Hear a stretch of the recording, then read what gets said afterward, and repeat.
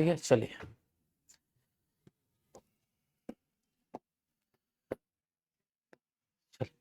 तो अपन इंग्लिश पढ़ने आए हैं। ठीक है, अभी इस वाले क्लास में क्या पढ़ेंगे? इंग्लिश पढ़ेंगे। तो थोड़ा सा मैं अपने बारे में इंट्रोडक्शन दे दूं आपको। मेरा नाम शशि भूषण शर्मा है। मेरे को इंग्लिश पढ़ाने का लगभग 9 साल का अनुभव है। आपके इंग्लिश के कोर्स कंप्लीट करने की जिम्मेदारी मेरी ही है, मैं ही करवाऊंगा उसको। ठीक है, तो अपन आज क्या पढ़ेंगे? इस क्लास में इंग्लिश पढ़ेंगे। क्या पढ़ेंगे? इंग्लिश पढ़ेंगे। आप लोग वर्ग 2 और वर्ग 3 दोनों की तैयारी कर रहे हैं ना? है ना? तो मुझे ये बताइए, एकदम ईमानदारी से बताइएगा, जो इंग्लिश है, ये इंग्लिश ये किसको किसको पसंद है? और कौन कौन टॉप टू पाई के पास हुआ है 9वीं 10वीं में? तो थोड़ा सा इधर पूछ ले, थोड़ा एक दो इधर से पूछ लिए, ऐसा मतलब पसंद नहीं है इंग्लिश, है ना? ये मान के चलते हैं अपन। ठीक है, अब बस मुझे ये बताइए, इंग्लिश जो है दैट इज लैंग्वेज और सब्जेक्ट। आइए, है बैच में? ठीक है ठीक। तो देखो, जो इंग्लिश है वो लैंग्वेज है या सब्जेक्ट है? बस ये बताइए आप। पक्का? स्कूल में लैंग्वेज बोल के पढ़ाया गया कि सब्जेक्ट बोल के पढ़ाया गया? सब्जेक्ट बोल के पढ़ाया। हाँ कि ना? और वही कमी है, आज आपको इंग्लिश पसंद नहीं है, मात्र ये। क्योंकि देखिए, आपको मैं सिंपल से बताता हूँ, जब अपन बात करते हैं किसी भी भाषा की, जैसे इंग्लिश हो गया, हिंदी हो गया, तो अगर हम इनको भाषा बोल के पढ़ेंगे तो भाषा ज्यादा इंटरेस्टिंग होता है, ज्यादा रोमांचक होता है। वहीं पे सब्जेक्ट ज्यादा बोरिंग होता है। तो जब भी आप इनको सब्जेक्ट मान के चलेंगे, चीजें बोरिंग हो जाएगी, और भाषा मान के चलेंगे तो इंटरेस्टिंग हो। जैसे मान लीजिए अपन बात करते हैं भोजपुरी भाषा की, जानते हैं भोजपुरी बोली? सुने होंगे ना, काबा किशन बा, बोलते हैं कि नहीं बोलते हैं? तो आप जब सुनते हैं तो बोलने की इच्छा होती कि नहीं होती है? थोड़ा बहुत बोलने की इच्छा होती है। तो वो इच्छा होती है, वो इंटरेस्ट है बोली के लिए। लेकिन मैं आपको इतना लंबा चौड़ा बुक ला के दे दूं, पूरा व्याकरण का सब्जेक्ट बना के आपके ऊपर थोप दूं, पढ़ने का मन होगा क्या? अरे पढ़ने क्यों भाई, इसको हटाओ सीधा, एक सब्जेक्ट ही कम कर दो। हाँ कि ना? तो वही बात है, जब आप इंग्लिश को भाषा मान के पढ़ते हैं, ठीक है, लैंग्वेज मान के पढ़ते हैं, तब ये सही लगता है। जब आप सब्जेक्ट मान लेते हैं तब ये बोरिंग लगता है। और यही कारण है कि हम सब हिंदी मीडियम से अगर हैं तो हमको इंग्लिश बोरिंग लगता है, कठिन लगता है। कोई इंग्लिश मीडियम वाला भी है क्या यहाँ से? सारे हिंदी मीडियम के हैं ना? ठीक। तो यहां पर आते हैं अपन इंग्लिश में। दूसरी बात ये बताओ, हिंदी सरल लगता है कि नहीं लगता है? हाँ कि ना? हिंदी सरल लगता है और इंग्लिश कठिन लगता है। जबकि आपको मैं एक चीज बताऊं, ना तो हिंदी सरल है ना ही इंग्लिश कठिन है। दोनों लैंग्वेज अपने अपने स्तर पे इक्वल है। पर आपको हिंदी कठिन और इंग्लिश, आपको हिंदी सरल और इंग्लिश कठिन क्यों लग रहा है पता है? उसमें आपकी गलती है ही नहीं। गलती आपके सराउंडिंग की है। किसकी गलती है? आपके सराउंडिंग की, आसपास के माहौल की गलती है। जैसे एक बच्चे का जब जन्म होता है, जब एक बच्चे का जन्म होता है तो बच्चे के 0 से 5 वर्ष की जो आयु होती है वो बहुत उत्तम होती है किसी भी भाषा को सीखने के लिए। इसके बारे में एक व्यक्ति नॉम चॉम्स्की है, वो कहते हैं कि जब एक बच्चे का जन्म होता है तो वो अपने जन्म के साथ ही एक डिवाइस लेके पैदा होता है। क्या लेकर के? एक डिवाइस लेकर के, जो हम कहते हैं LAD, लैंग्वेज एक्विजिशन डिवाइस, जो हमारे लेफ्ट साइड में होता है। ये कोई फिजिकल भौतिक डिवाइस नहीं है, ये एक हाइपोथेटिकल है, काल्पनिक डिवाइस है। मतलब कहने का मतलब ये कि हमारा ये बुद्धि है, मतलब बुद्धि का एक ऐसा पार्ट है जो एक डिवाइस की तरह काम करता है किसी भाषा को समझने के लिए। जब एक छोटे बच्चे का जन्म होता है तो वो अपने साथ वो डिवाइस लेकर के आता है, और वो डिवाइस जो है वो एक यूनिवर्सल ग्रामर रूल को समझता है। समझता है वो यूनिवर्सल ग्रामर रूल को, जिस यूनिवर्सल ग्रामर रूल पे दुनिया की सारी भाषाएं बेस्ड है। दुनिया की जितनी भी भाषा बेस्ड है, मानवीय भाषा है, वो एक ही यूनिवर्सल ग्रामर रूल पे बेस्ड है। मतलब पहले सब्जेक्ट आएगा, फिर वर्ब आएगा, कुछ इस प्रकार से। समझे बात को? जब एक बच्चा जन्म लेता है तो उसके अंदर वो डिवाइस रहता है, और वो डिवाइस उस भाषा को सीखता है, समझ लेता है। अगर बच्चे का जन्म भारत में हुआ है, आसानी से हिंदी सीख जाएगा वो। अमेरिका में हुआ है, इंग्लिश सीख जाएगा। ब्रिटेन में हुआ है, इंग्लिश। फ्रांस में हुआ है, फ्रेंच सीख जाएगा। मिस्र में हुआ है तो मिस्र की भाषा सीख जाएगा। समझे बात को? पाकिस्तान में हुआ है तो उर्दू सीख जाएगा। मतलब बच्चे के अंदर वो इनेट क्वालिटी है, वो जन्मजात क्षमता है भाषा को सीखने का।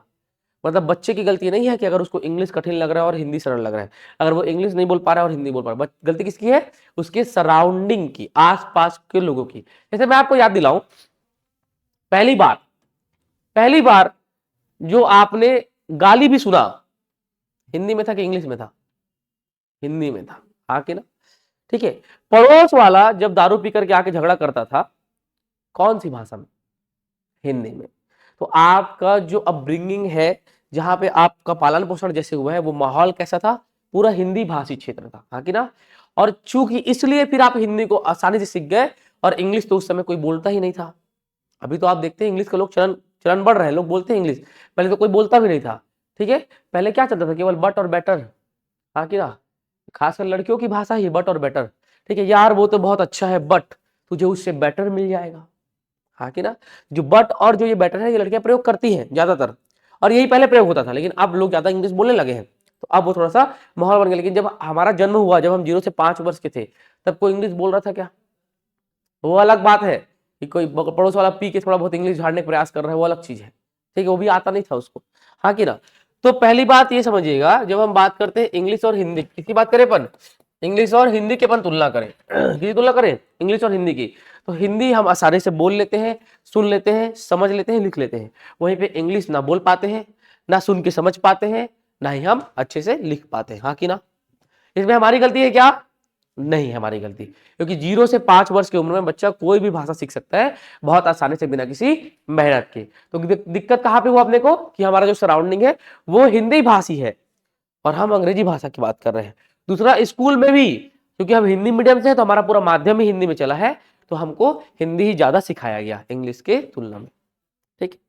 दूसरी बात, इसी नाम से अपने को क्या कठिन लगता है, इंग्लिश कठिन लगता है और हिंदी सरल लगता है, हाँ कि ना। तो किसी किसी को इंग्लिश कठिन और हिंदी सरल लगता है, लगभग सबको। मुझे बताना, इंग्लिश में टोटल कितने अल्फाबेट्स होते हैं? 26 अक्षर होते हैं, और हिंदी में टोटल कितने होते हैं बताइए जरा? 52, एक अभी बढ़ गया है 53 हो गया, हाँ कि ना, एक अभी बढ़ गया, वो क्या हो गया, 53 हो गया है। तो हमारे पास देखो यहाँ पे 26 अक्षर है, यहाँ पे 52 अक्षर है, हाँ कि ना। अब आपने बचपन में एक कॉन्सेप्ट पढ़ा है, एक कतार में 10 लोग खड़े हैं और हर एक व्यक्ति प्रत्येक 9 लोगों से हाथ मिलाता है, तो कुल कितने बार हाथ मिलाई जाएगी? ऐसा पढ़े ना। वैसे यहाँ पे देखो, एक कतार में 52 लोग खड़े हैं, यहाँ पे 26 लोग खड़े हैं, तो ये आपस में मिलकर जितने शब्द बनाएंगे वो इससे तो ज्यादा ही होंगे, हाँ कि ना। मतलब ये समझिए कि ये भाषा छोटा है किससे, इस वाली भाषा, हाँ कि ना, समझे बात को। मतलब ये समझिए कि अगर आप 52 अक्षर वाली भाषा को बोल ले रहे हैं, सुन ले रहे हैं, समझ ले रहे हैं, लिख ले रहे हैं, तो 26 अक्षर वाले को तो कर ही सकते हैं। मतलब अगर आप 52 किलो वजन उठा ले रहे हैं तो 26 किलो तो उठा ही सकते हैं। अगर आप 52 रोटी खा ले रहे हैं तो 26 रोटी तो खा ही सकते हैं, हाँ कि ना। बशर्ते ये है कि आप इससे ज्यादा अच्छे से परिचित नहीं है। मतलब आप एक कठिन काम ऑलरेडी कर रहे हैं और दूसरा सरल काम तो आप कर ही सकते हैं, ठीक। सोम मंगल बुध गुरु शुक्र शनि रवि, क्या बोला मैंने? सोम आई क्या बोला मैंने? सोम मंगल बुध गुरु शुक्र शनि रवि, ये 7 दिन है ना। इन 7 दिनों को मिला के क्या बनता है? सप्ताह। क्या बनता है? सप्ताह। क्या बनता है? सप्ताह। मुझे बताओ, जो खाता पीता नहीं है, क्या बोला मैंने? जो खाता पीता नहीं है, इनकी तरह देखो क्या हो जाते हैं वो? कमजोर। क्या हो जाता है? बोला कमजोर जी, हाँ देखो एक्सेप्ट कर रही है, क्या हो जाता है भैया? वो कमजोर हो जाता है, समझे बात को। अब मैंने 2 शब्द लिखा, सप्ताह और कमजोर। अब इसी को इंग्लिश में लिखूं, सप्ताह वीक, कमजोर वीक। अब आप देख पा रहे हैं कि they both are different words, ये अलग अलग वर्ड से शुरू हो रहे हैं और अलग अलग वर्ड्स पे खत्म हो रहे हैं।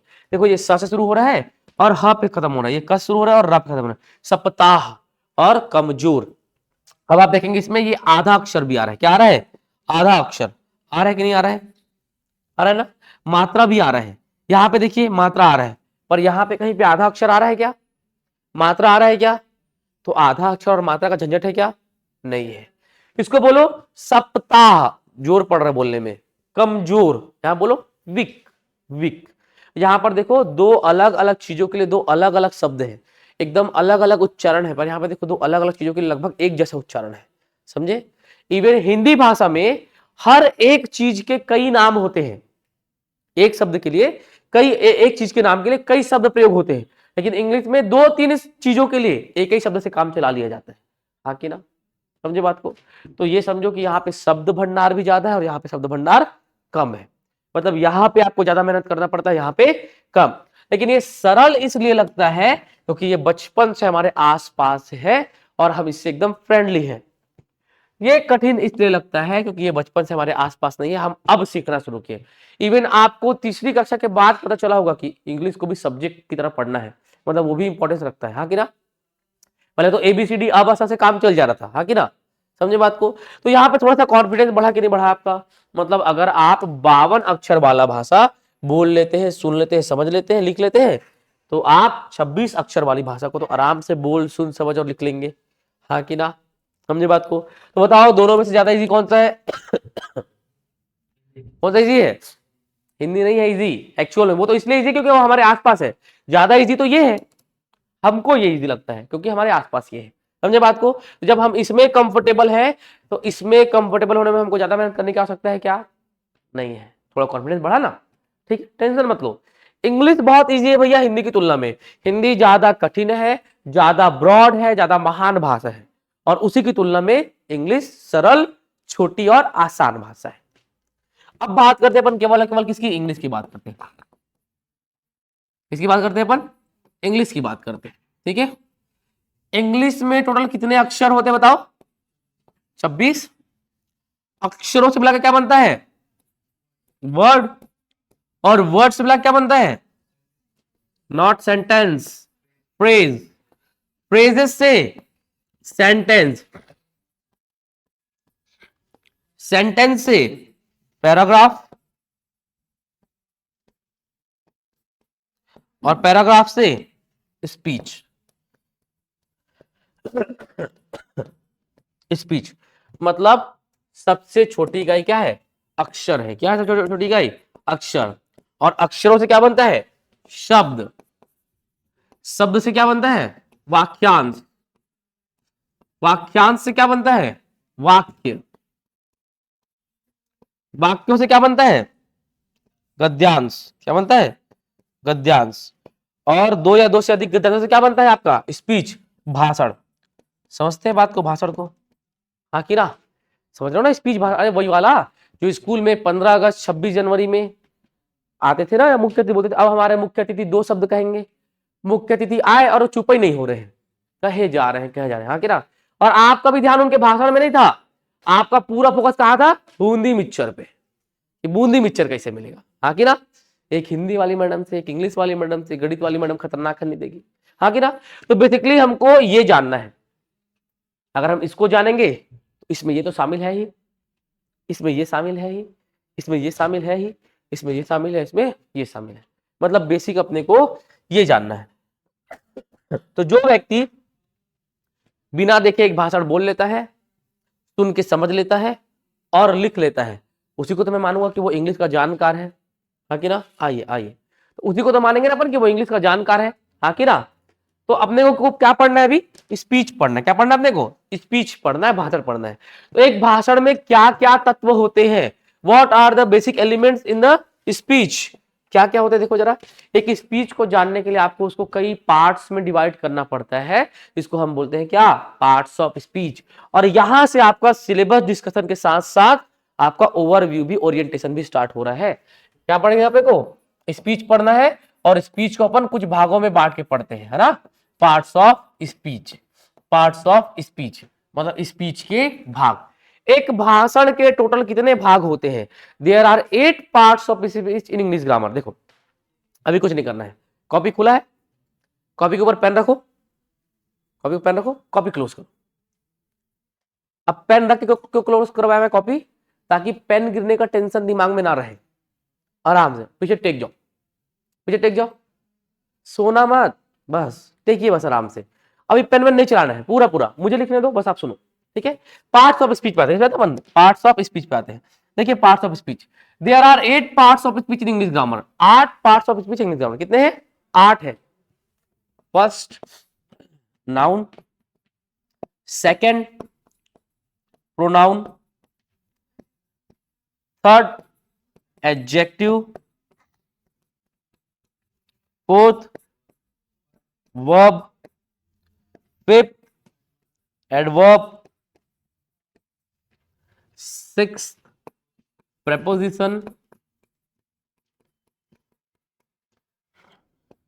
seventh conjunction, and the final 8th आइए interjection। interjection interjection क्लियर है बात? ठीक है, ये आपके पास कितने पार्ट ऑफ स्पीच है?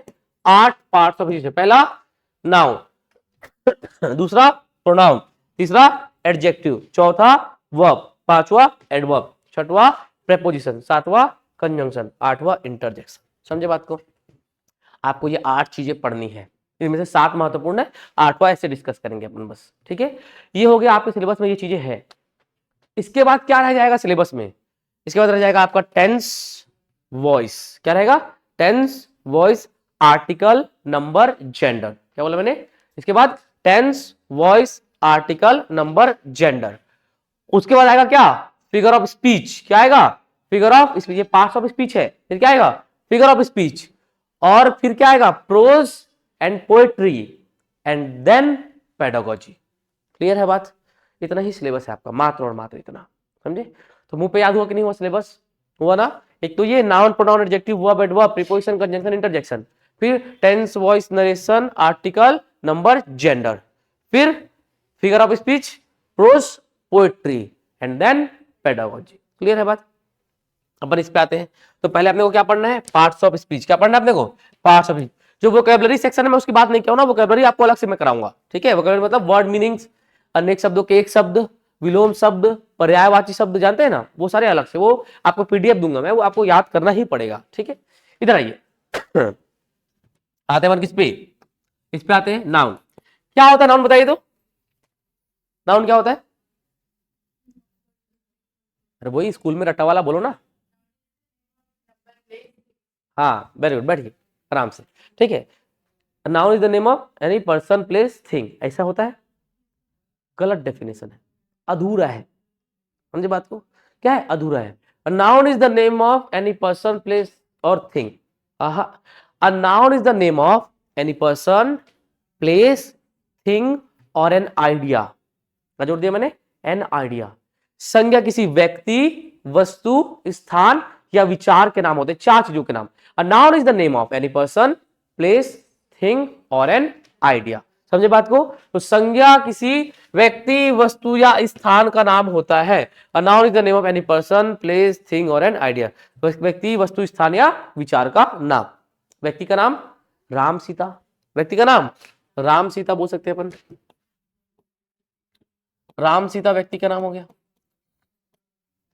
वस्तु का नाम आप जो बोल लो, पेन बोल लो। क्लियर बात? वस्तु का नाम।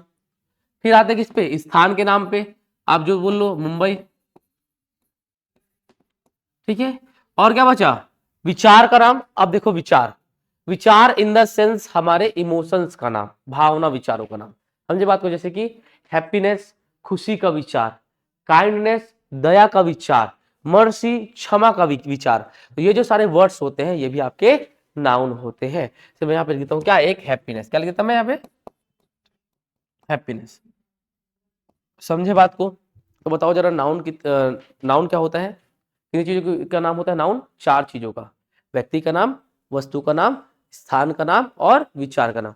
अ noun is the name of any person, place, thing और एन आइडिया। सब बोलो साथ में। Noun is the name of any person, place, thing और एन आइडिया। बताइए क्या बोला मैंने? बैठे बैठे आराम से, आराम से। Noun is the name of any person, place, thing और एन आइडिया। बोलो जरा। Noun is the name of any person, place, thing और एन आइडिया। याद रखिएगा, 4 चीजों का नाम होता है नाउन। नाउन के प्रकार की बात करें तो इंग्लिश ग्रामर में अपने को नाउन के 5 प्रकार देखने को मिलते हैं। कितने प्रकार मिलते हैं? 5 प्रकार। First proper noun, second common noun, third collective noun, fourth material noun and the fifth abstract noun. ठीक है, proper noun, common noun, collective noun, material noun और एब्स्ट्रैक्ट नाउन। कितने प्रकार के? 5। पहला प्रॉपर नाउन, दूसरा कॉमन नाउन, तीसरा, चौथा मटेरियल नाउन, पांचवा एब्स्ट्रैक्ट नाउन। बोलो जरा। फर्स्ट प्रॉपर नाउन, बोलो proper noun, second common noun, third collective noun, fourth material noun और फिफ्थ एब्स्ट्रैक्ट नाउन। क्लियर है बात? 5 प्रकार के नाउन होते हैं। समझ में आया नाउन? अब आते हैं अपन किस पे? प्रोनाउन पे। किस बात है अपन? प्रोनाउन पे। प्रोनाउन क्या होता है? देखो, प्रो के बाद नाउन जुड़ा हुआ है, कुछ नहीं। नाउन का प्रो वर्जन है। क्या है ये? नाउन का प्रो वर्जन है। समझ रहे हैं? प्रो वर्जन, कहते हैं ना कि पुराने वाले को रिप्लेस करके नया प्रो वर्जन आता है, वैसे ही ये क्या है? प्रो वर्जन है। किसका? नाउन का। मतलब ये नाउन के स्थान पे प्रयुक्त होने वाला शब्द है। The word which we use in the place of noun that is called pronoun. क्या बोला मैंने? The word which we use in the place of noun that is called pronoun. वह शब्द जिसे हम संज्ञा के स्थान पे प्रयोग करते हैं सर्वनाम कहलाता है। समझे बात को? अब मैंने क्या बोला? वह शब्द जिसे हम संज्ञा के स्थान पे प्रयोग करते हैं, जैसे कि राम लड़का था, मैंने प्रयोग किया ही। सीता लड़की है, मैंने प्रयोग किया शी। पेन वस्तु है, मैंने प्रयोग किया क्या? इट। मुंबई स्थान है, मैं क्या करूंगा प्रयोग? इट। समझे बात को? और हैप्पीनेस वो भी इट के कैटेगरी में आ जाएगा। तो he she it I we you they, जानते हैं आप ये words? I we you they, he she it, ये जो वर्ड्स होते हैं ये आपके प्रोनाउन होते हैं जो कि नाउन के स्थान पे प्रयोग होते हैं। समझे बात को? तो संज्ञा के स्थान पे प्रयोग होने वाले शब्द क्या कहलाते हैं? सर्वनाम कहलाते हैं। The word which we use in the place of noun that is called pronoun. अब बोले ठीक है सर, मान लिया हमने संज्ञा के स्थान में प्रयोग होने वाला शब्द क्या कहलाता है आपका? सर्वनाम कहलाता है। लेकिन जब ऑलरेडी नाउन है, जब आपको इनका नाम पता है, तो वहां पे फिर आपको इनके लिए शी बोलने की क्या आवश्यकता है? जब नाम तो पता है ना आपको। क्या नाम है आपका? शांति जी, श्रद्धा जी। देखिए चलिए, अब मैं बोलूं, मान लो अब इनका नाम तो श्रद्धा है, तो जब मुझे इनका नाम पता है तो मैं श्रद्धा बोल के भी काम चला सकता हूँ, हाँ कि ना? तो फिर मुझे प्रोनाउन की क्या आवश्यकता पड़ी? हम क्यों रिप्लेस करेंगे? लेकिन याद रखो, जब मुझे इनके बारे में बहुत सारी बातें बोल रही है, क्या बोलना है मुझे? बहुत सारी बातें बोलनी है इनके बारे में। मैं बोला श्रद्धा ये, श्रद्धा वो, श्रद्धा ऐसी, श्रद्धा वैसी, श्रद्धा का ये, श्रद्धा का वो, श्रद्धा बहुत होशियार, श्रद्धा बहुत सुंदर। तो मैं इतने बार श्रद्धा श्रद्धा बोल रहा था, बोले पागल हो गया है क्या सामने वाला, हाँ कि ना? तो बार बार जब आप नाउन को रिपीट करते हैं तो बड़ा ऑड लगता है, अजीब लगता है। और जब सामने में ही है तो एक बार श्रद्धा बोलो ना, हमने समझ लिया कि आप उनके बारे में बोल रहे हो, हाँ कि ना? अब बार बार श्रद्धा श्रद्धा श्रद्धा बोला जाएगा तो अजीब लगता है ना? तो नाउन के रिपीटेशन से बचने के लिए हम प्रोनाउन का यूज करते हैं, क्योंकि बार बार नाउन को रिपीट करने में अजीब लगता है, समझे? ऑड साउंड करता है वो, उसके लिए किसे प्रयोग करते हैं अपन? प्रोनाउन का। पहली बात। दूसरी बात, कभी कभी नाउन हद से बड़ा मिल जाता है अपने को। क्या बोला मैंने? कभी कभी नाउन हद से बड़ा मिल जाता है अपने को। क्या बोला मैंने? कभी कभी नाउन अपने को हद से बड़ा मिल जाता है, और जब हद से बड़ा नाउन रहेगा तो उच्चारण करने में दिक्कत जाता है। समझे बात को? क्या बोला मैंने? जब नाउन ज्यादा लंबा हो तो उच्चारण करने में दिक्कत जाता है। जैसे कि यज्ञ परम, पील परम, चिन्ना स्वामी, मुत्तु स्वामी, वेणुगोपाल अय्यर। याद करो धमाल मूवी, धमाल मूवी देखे हो? क्या बोलता है वो? एक व्यक्ति रहता है, क्या नाम बताता है अपना? यज्ञ परम, पील परम, चिन्ना स्वामी, मुत्तु स्वामी, वेणुगोपाल अय्यर। बोल के देखो जरा, नहीं बोलते बन रहा ना, हाँ कि ना? तो जब प्रोनाउन भैया लंबा और कठिन हो जाता है, तब भी उसके प्रोनाउंसिएशन से बचने के लिए हम प्रोनाउन का यूज करते हैं। क्यों? क्योंकि प्रोनाउन बहुत स्वीट से और छोटे से होते हैं। H E he, S H E she. देखो जरा pronoun, pronoun he, she, it, I, we, you, they, हाँ कि ना? छोटे हैं कि नहीं है? है ना? और वहीं पे यज्ञ परम, पील परम, चिन्ना स्वामी, मुत्तु स्वामी, वेणुगोपाल अय्यर। अब मुझे चार बातें बोलनी है अगर इस व्यक्ति के बारे में, मैं क्या बोलूंगा? यज्ञ परम, पील परम, चिन्ना स्वामी, मुत्तु स्वामी, वेणुगोपाल अय्यर ऐसा। यज्ञ परम, पील परम, चिन्ना स्वामी, मुत्तु स्वामी, वेणुगोपाल अय्यर वैसा। यज्ञ परम, पील परम, चिन्ना स्वामी, मुत्तु स्वामी, वेणुगोपाल अय्यर ये। यज्ञ परम, पील परम, चिन्ना स्वामी, मुत्तु स्वामी, वेणुगोपाल अय्यर वो। तो इतने बार बोलने में जबान लड़खड़ा रहा है ना, कष्ट हो रहा है कि नहीं हो रहा है बोलने में, और हो सकता है गलत भी निकल जाए, हाँ कि ना? समझे बात को? अगर मैं आपको बोलने बोलूं तो आप रिपीट नहीं कर पाएंगे। जब आप एक बार नाम सुनते हैं तो अगर नाम कठिन है, नाउन कठिन है, तो वहां पर उसको बोल पाना बहुत मुश्किल होता है। समझे बात को? हाँ कि ना? तो वहां पे अपन किसका प्रयोग करते हैं? प्रोनाउन का प्रयोग करते हैं। समझ में आया? प्रोनाउन का प्रयोग कहां करते हैं अपन? नाउन के स्थान पे। क्यों करते हैं? नाउन की रिपीटेशन से, मतलब नाउन के संज्ञा के पुनरावृत्ति से बचने के लिए, और कठिन संज्ञा के उच्चारण से बचने के लिए। समझे बात को? तो बार बार श्रद्धा श्रद्धा श्रद्धा नहीं बोलना था मुझे, और मुझे बड़ा बड़ा नाउन बोलने की कोई आवश्यकता नहीं, क्योंकि मेरे पास छोटे शब्द है, मेरा इससे काम चल जा रहा है, हाँ कि ना? समझे बात को? तो समझ में आया प्रोनाउन क्या होता है? The word which we use in the place of noun that is called pronoun. And why we use the noun? For avoiding the repetition of noun, और to avoid the longest noun. समझे बात को? Repetition को avoid करने के लिए और longest बड़े नाउन को अवॉइड करने के लिए हम इसका प्रयोग करते हैं। और कहां पे करते हैं? नाउन के स्थान पे करते हैं। क्लियर है बात इतना? नाउन क्या है? नाम है। नाउन क्या है? नाम है। तो मुझे बताना जरा, आपका नाम, जैसे इनका नाम श्रद्धा है, वो नाउन है कि नहीं है? है कि नहीं है? तो नाउन क्या है भैया? नाम है। मतलब ये नाउन है कि नहीं है? नाउन है। ये नाउन है कि नहीं है? ये नाउन है कि नहीं है? आप नाउन हो कि नहीं हो? मैं इंसान हूं, मैं नाउन नहीं हूं। आपका पता नहीं, मुझे दिख तो इंसान ही रहे आप लोग भी। एक चीज ध्यान रखिएगा, मैंने क्यों पूछा अभी ये बात पता है? आपने इसको नाउन बोला, आपने इसको नाउन बोला, आपने इसको नाउन बोला, they are not noun, it is the thing, ये वस्तु है। जो भी चीज स्थान घेरे वो क्या है? वस्तु है। ये भी वस्तु है, ये भी वस्तु है। मैं मनुष्य हूं, जहां तक देख पा रहा हूं आप भी मनुष्य दिख रहे हैं मुझे, हाँ कि ना? समझे बात को? तो मैं मनुष्य हूं भैया, लेकिन जो मेरा नाम है वो नाउन है। अंतर समझिएगा, ये वस्तु है, इसका जो नाम है ना, स्टाइलस या पेन बोल लो आप, वो नाउन है। समझे बात को? तो मैं मनुष्य हूं, मेरा जो नाम है वो नाउन है, आप लोग मनुष्य हैं, आपका जो नाम है वो नाउन है। तो कंफ्यूज नहीं होना छोटी सी चीजों में। ये क्या है? वस्तु। क्या है ये? वस्तु। इसका नाम है पोडियम, वो नाउन है। ये क्या है? वस्तु। इसका नाम है डिजिटल बोर्ड और स्मार्ट बोर्ड, जो बोल लीजिए, वो नाउन है। क्लियर है? नाउन बेसिकली नेमिंग वर्ड है, और प्रोनाउन से हम उस नेम को ही रिप्लेस करते हैं। राम नाम है, हाँ कि ना? रिप्लेस किया हमने किससे? ही से। सीता नाम है, रिप्लेस किया हमने किससे? शी से। वैसे ही पेन वस्तु है, रिप्लेस किया किससे? अपने इट से। समझे बात को?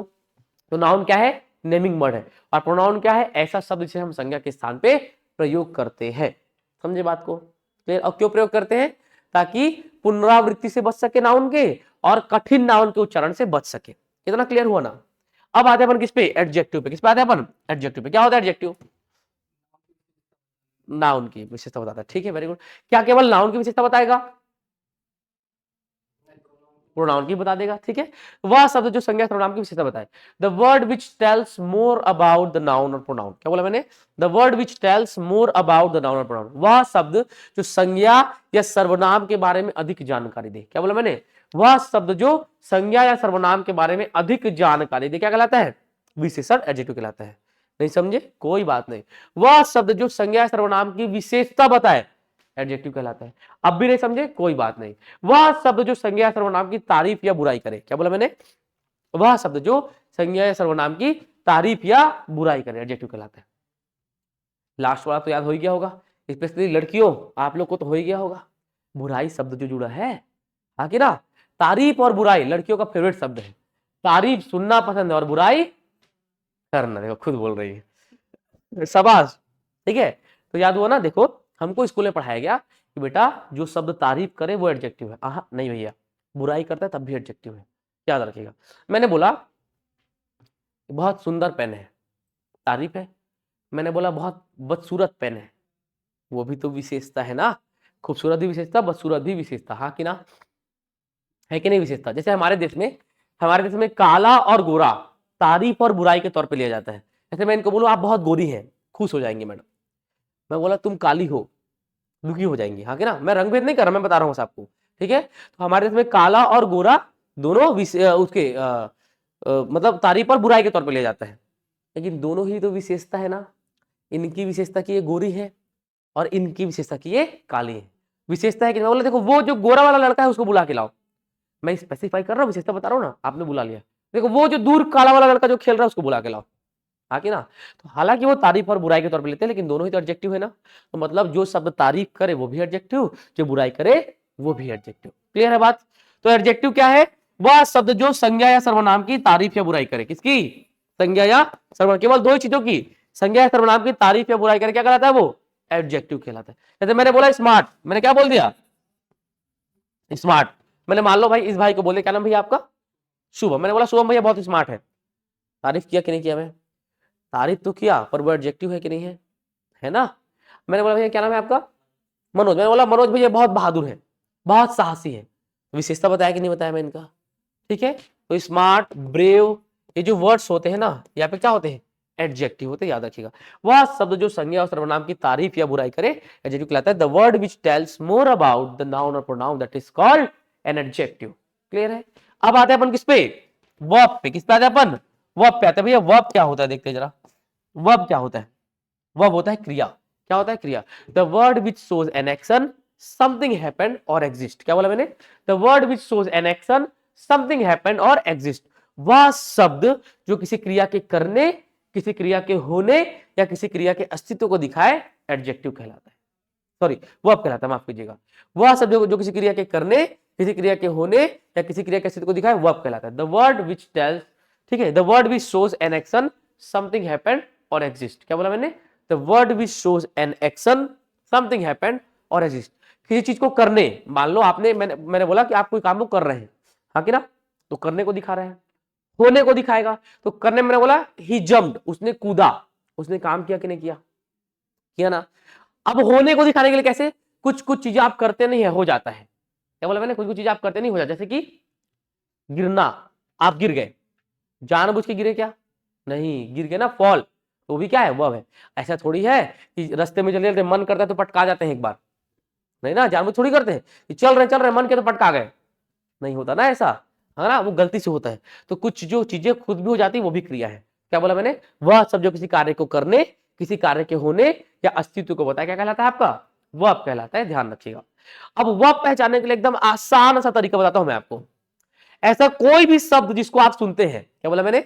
ऐसा कोई भी शब्द जिसको आप सुनते हैं, अगर आपको पहचानना हो कि वो वर्ब है कि नहीं है, तो बस उसके बारे में सोचिए कि जब आप उसको करने जाएंगे, कोई भी शब्द आपने सुना तो बस सोचो कि क्या मैं इसको करूंगा तो क्या मेहनत लगेगा, क्या पसीना निकलेगा, क्या थकान महसूस होगा। अगर तीनों में से कुछ भी फील हुआ तो समझिए वो शब्द अपने आप में वर्ब है। क्या बोला मैंने? कोई भी एक शब्द जब आप सुनते हैं तो उसके बारे में सोचिए कि जब मैं इसको करूंगा तो क्या मेहनत लगेगा, क्या थकान महसूस होगा या पसीना निकलेगा। तीनों में से कुछ भी महसूस हुआ, कुछ भी लगा, समझ लो वो वर्ब है। अब मैंने बोला रन, मैंने क्या बोला? रन। अब सोचिए जरा कि आप दौड़ रहे हैं, मेहनत लग रहा है, पसीना निकलेगा, थकान महसूस होगा कि नहीं होगा? तीनों में से एक होना चाहिए, यहाँ पे तो तीनों ही हो जा रहे हैं, तो वो क्या है आपका? वर्ब है। मैंने बोला जंप, क्या बोला मैंने? जंप। बताओ ये वर्ब है कि नहीं है? वर्ब है। क्यों? क्योंकि कूदने में मेहनत लगता है। मैंने बोला ईट, मैंने क्या बोला? ईट, खाना, खाने में मेहनत लगता है, हाँ कि ना? लगता है। और फ्री खाने में, उसमें भी लगता है, पैसा बस नहीं लगता, हाँ कि ना?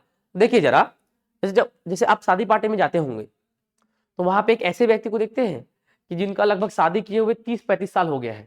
उनको शादी किए हुए कितना साल हो गया? 30-35। ऐसे कोई व्यक्ति को देखे, ऐसे कोई पुरुष को, हाँ कि ना? देखेंगे देखिए शादी पार्टी में, तो जाहिर सी बात है अगर शादी किए हुए 30-35 साल हो गया है तो सिर पे तो बाल बचे ही नहीं होंगे, हाँ कि ना? शादी करने के 10 साल बाद ही बाल उड़ जाते हैं आदमी के सिर के, 30-35 साल हो गए उनको तो। ऐसे व्यक्ति को देखें आप। अब वो व्यक्ति खाना खा रहे होते हैं, इधर खा रहे होते हैं, इधर चुचुआ होता है, हाँ कि ना? तो इधर खा रहे हैं, इधर पसीना निकल रहा है, तो खाने में मेहनत लग रहा है तो पसीना निकल रहा है। मैं आपको बोलूं दिन भर खाइए, जबड़ा दर्द करेगा नहीं करेगा? मेहनत लगेगा नहीं लगेगा? लगेगा ना? तो ऐसा कोई भी शब्द भैया जिसको आप सुनते हैं और सुनने पे ऐसा लगे कि जब मैं इसको करने जाऊंगा या तो मेहनत लगेगा या थकान महसूस होगा या पसीना निकलेगा, तीनों में से कुछ भी फील हुआ, समझिए वो शब्द अपने आप में एक वर्ब है। पहचान लेंगे? परिभाषा क्या है? The word which shows an action, something happened और एग्जिस्ट। पहचानने का तरीका केवल आपको सोचना है। अगर थकान लगे, पसीना निकले या फिर क्या महसूस हो आपको, मेहनत लगे, ठीक है, तो वहां पर आपको क्या करना है? उसको वर्ब मान लेना है। समझे? जैसे कि हाँ जी,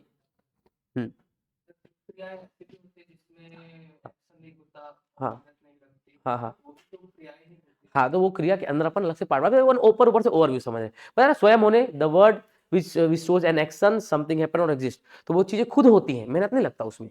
वो डेफिनेशन बताया ना मैंने। हाँ जी, थिंकिंग हो गया, हाँ थिंकिंग में, लेकिन मेन वर्ब है, याद रखिएगा, ठीक है, वो भी मेन वर्ब है, लेकिन वो स्वयं होने वाली चीजें हैं, मतलब वो होती हैं, उसमें आपको एकदम प्रेशर नहीं डालना पड़ता है ना। लेकिन ज्यादा सोचने से पसीना जरूर निकलता है, हाँ कि ना? ज्यादा सोचने से पसीना निकलता नहीं निकलता है? थकान भले ना हो, पसीना निकलता है। जैसे आप गणित का सवाल बनाते हैं तो वहां पे देखना आपको भूख लगने लगता है, हाँ कि ना? तो शरीर थकता है कहीं ना कहीं, तब भूख लगता है। जैसे पढ़ने में देखिएगा आप, जैसे आप पढ़ेंगे ना तो ज्यादा भूख लगता है, और नहीं पढ़ेंगे तो भूख कम लगता है। जैसे आप घर में मोबाइल वोबाइल देख रहे हैं तो सुबह का खाए खाए शाम निकल गया, लेकिन अगर आप पढ़े 2 घंटा, 2 घंटे के बाद उठते हैं तो कुछ खाने का है कि नहीं खोजते हैं, हाँ कि ना?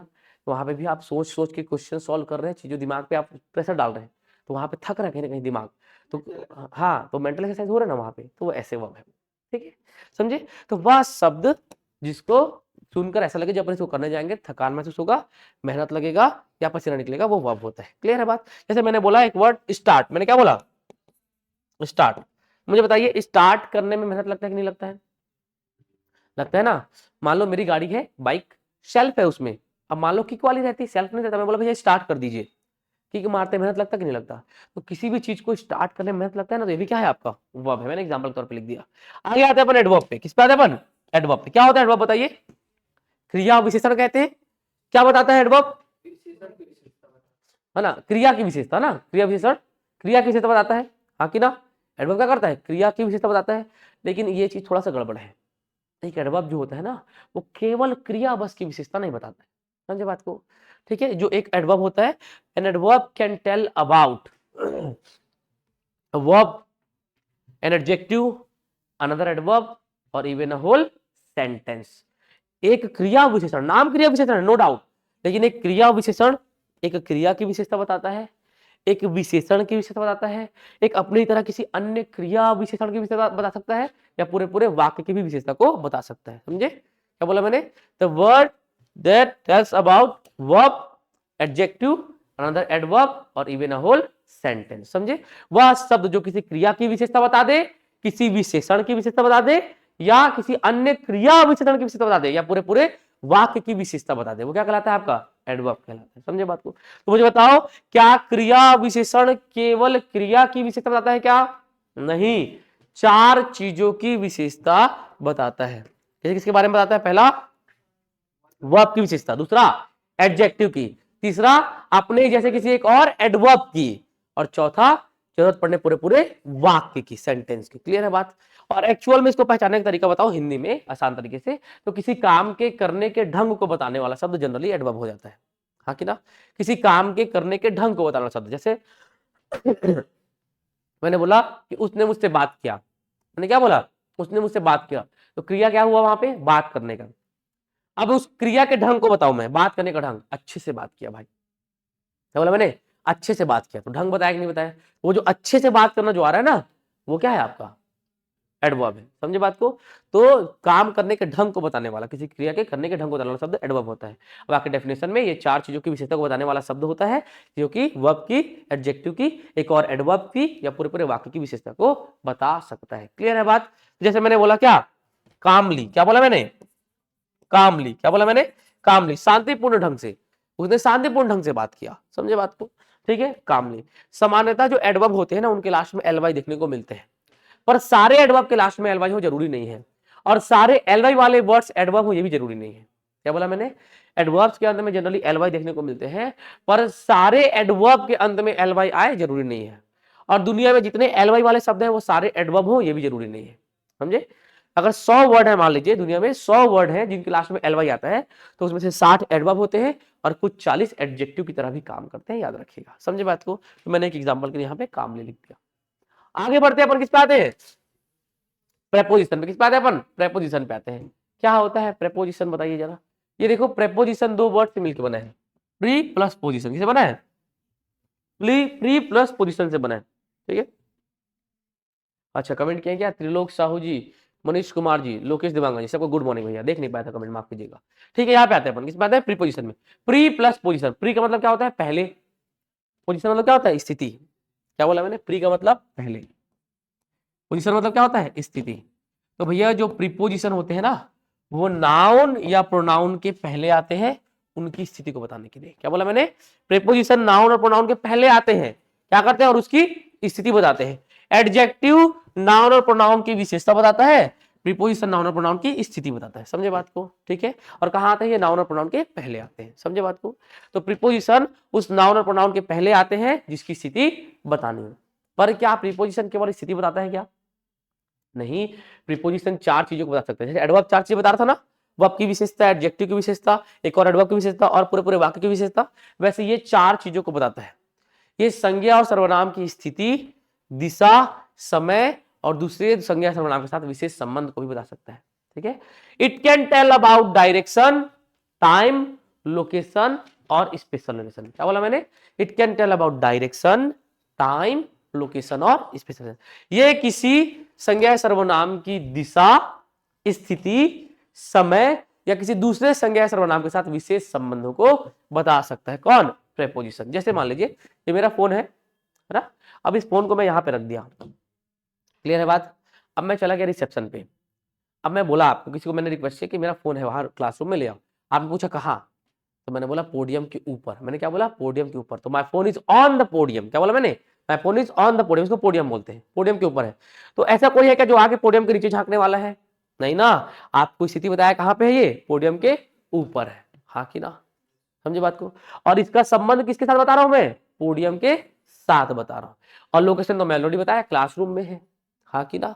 तो वो शब्द जो डायरेक्शन, टाइम, लोकेशन और स्पेशल को बताए वो प्रीपोजिशन कहलाते हैं। प्रीपोजिशन हमेशा प्री में आते हैं, पहले आते हैं किसके, नाउन और प्रोनाउन की, जिसकी स्थिति, दिशा या दूसरे वस्तु के साथ विशेष संबंध को बताना।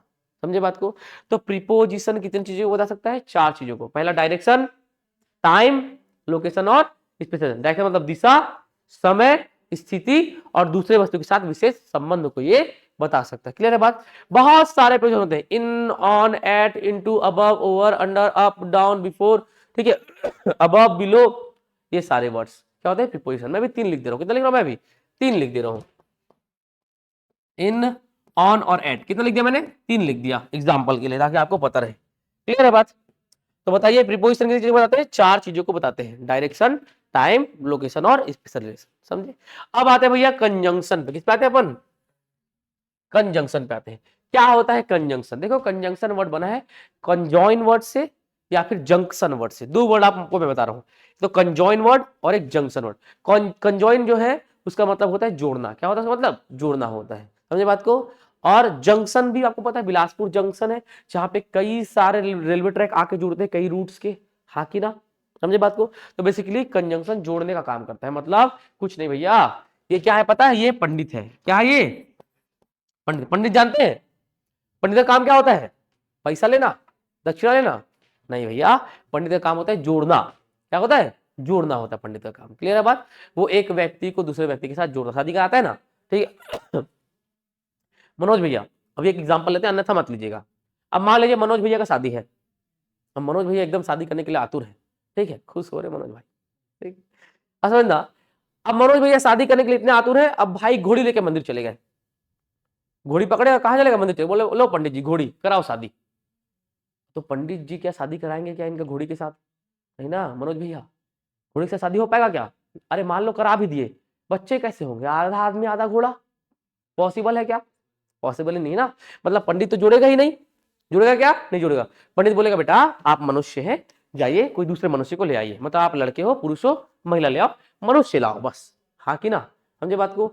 तो मतलब पंडित 2 बराबर चीजों को जोड़ेगा ना। ये आदमी का प्रजाति और घोड़े का प्रजाति 2 अलग अलग प्रजाति जोड़ पाएंगे क्या, नहीं। तो वैसे ही जैसे पंडित 2 बराबर चीजों को जोड़ता है, वैसे ही कंजंक्शन भी 2 बराबर चीजों को जोड़ता है। ठीक है। The word which connects 2 words, 2 phrases और 2 सेंटेंसेस, वह शब्द जो 2 शब्दों को, 2 वाक्यांशों को और 2 वाक्यों को जोड़े वो कंजंक्शन कहलाता है। ठीक है, लेकिन दोनों बराबर होने चाहिए। समझे बात को, हाँ कि ना। जैसे ये 2 नाउन नाउन को जोड़ सकता है भैया, 2 प्रोनाउन प्रोनाउन को, 2 एडजेक्टिव एडजेक्टिव को, 2 वर्ब वर्ब को, 2 एडवर्ब एडवर्ब को, मतलब 2 बराबर चीज को जोड़ेगा बस, कौन, कंजंक्शन। बहुत सारे कंजंक्शन होते हैं, for, and, nor, but, or, yet, so. ठीक है, आपका इफ, ऑल्दो, बिकॉज, ठीक, नीदर नॉर, इधर और, ठीक है, both and, as, not only but also, ये सारे क्या होते हैं, कंजंक्शन होते हैं। समझे। मैं भी एक कंजंक्शन लिख रहा हूं, क्या, एंड। क्या लिख रहा हूं मैं, एंड लिख रहा हूं। जैसे मैं जोड़ू यहां पे राम एंड श्याम, तो राम भी नाउन है, श्याम भी नाउन है, जोड़ा किससे मैंने, एंड से। ही एंड शी, ही भी प्रोनाउन है, शी भी प्रोनाउन, जोड़ा किससे मैंने, एंड से।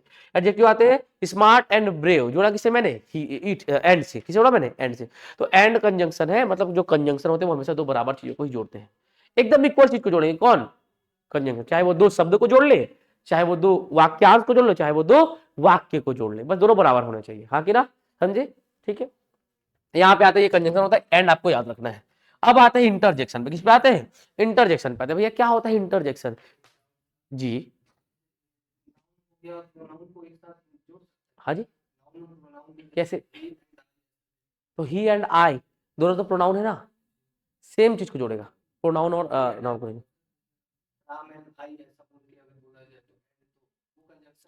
हाँ देखिए वहां पे राम एंड आई ऐसे नहीं होता, फिर ही एंड आई ऐसे होता है जनरली। ठीक है, वो 2 बराबर चीजों को ही जोड़ता है।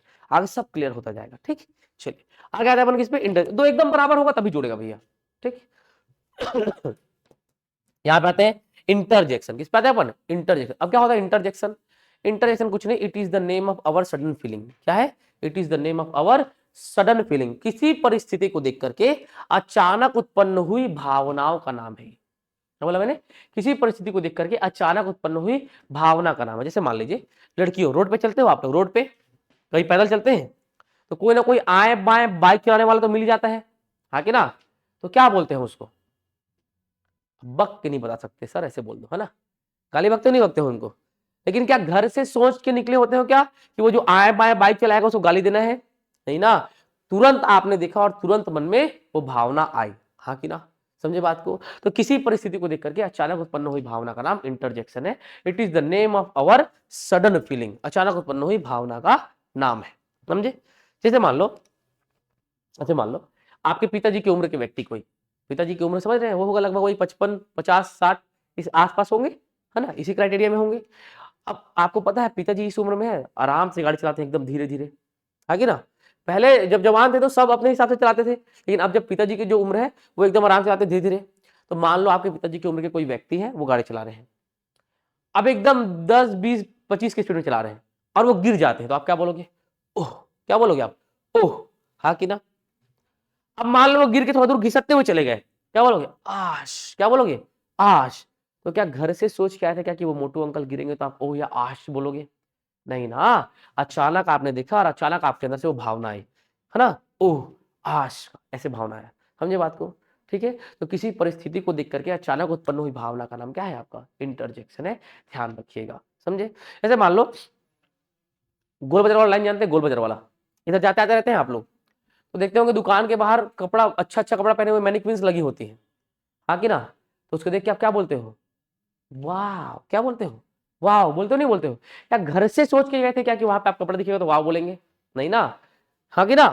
भाई ऐसे ही होता है, जैसे अब आप जैसे घर में देखेंगे ना, टीवी वगैरह मूवीज वगैरह देखेंगे, अब घर में मान लो मम्मी बहनें हैं, वो भी है, आप देख रहे हैं, अब मान लो हीरोइन डांस कर रहे हैं, तो वहां पर वो हीरोइन का कपड़ा देखेंगी, बाल देखेंगी, नाखून देखेंगी, गहने देखेंगी, हाँ कि ना, मेकअप देखेंगी। और लड़के हम हीरोइन को देख रहे होते हैं, कहने का तात्पर्य है उसके अभिनय को देख रहे होते हैं, गलत मत समझिएगा, हाँ कि ना, उसके एक्टिंग को देख रहे होते हैं, समझे। तो आपने वाह बोला कि नहीं बोला, पर क्या घर से सोच के कहते क्या वो कपड़ा दिखेगा तो वाह बोलेंगे, नहीं, तुरंत देखा आपने, तुरंत भावना उत्पन्न हो, आपने तुरंत क्या बोला, वाह बोला, समझे। मान लो आपके 500 का नोट नहीं मिल रहे हैं घर में, कुछ दिनों से 500 का नोट नहीं मिल रहा है, अब अचानक आपका छोटा भाई या बहन 500 का नोट आपको ला के देता है, हालांकि संभावना कम मिलेगा तो खुद रख लेगा, लेकिन मान लीजिए कि उसने आपको ला के दिया, तो आप क्या बोलोगे, शाबाश बेटा, क्या बोलोगे, शाबाश। क्या सोच के रखे थे क्या कि वो 500 का नोट लौटाएगा तो शाबाश बोलना है, नहीं। तो किसी परिस्थिति को देख करके अचानक उत्पन्न हुई भावना का नाम आपका इंटरजेक्शन होता है। जैसे ओह, आश, ठीक है, ओह, आश, ब्रावो, ब्रावो का मतलब होता है शाबाश, क्या होता है, शाबाश होता है, ठीक है, ओह, आश, ब्रावो, वाओ, ये जो वर्ड्स होते हैं ना आपके इंटरजेक्शन होते हैं, समझे बात को। ये पूरे पार्ट्स ऑफ स्पीच समझ में आए, तो इन सब का प्रयोग किस में होता है, स्पीच में होता है, एक भाषण में। अब मैं एक छोटा सा भाषण बोलूं, मुझे बताना इनका प्रयोग हो रहा है कि नहीं। अब मैं एक भाषण बोल रहा हूं, जो भाषण है किसके ऊपर, महात्मा गांधी के ऊपर, गांधी जी के ऊपर एक भाषण बोल रहा हूं, ठीक है।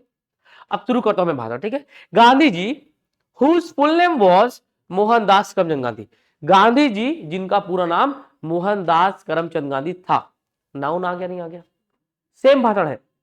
आगे बढ़ता हूं मैं, दोबारा मैं गांधी जी ये, गांधी जी वो, गांधी जी ऐसे, गांधी जी वैसे नहीं बोलूंगा, अजीब लगेगा, समझे बात को। मैं क्या बोलूंगा, he was a great man, क्या बोलूंगा मैं, he was a great man, वो एक महान व्यक्ति थे। तो मैंने ही का प्रयोग किया कि नहीं किया, आया ना प्रोनाउन।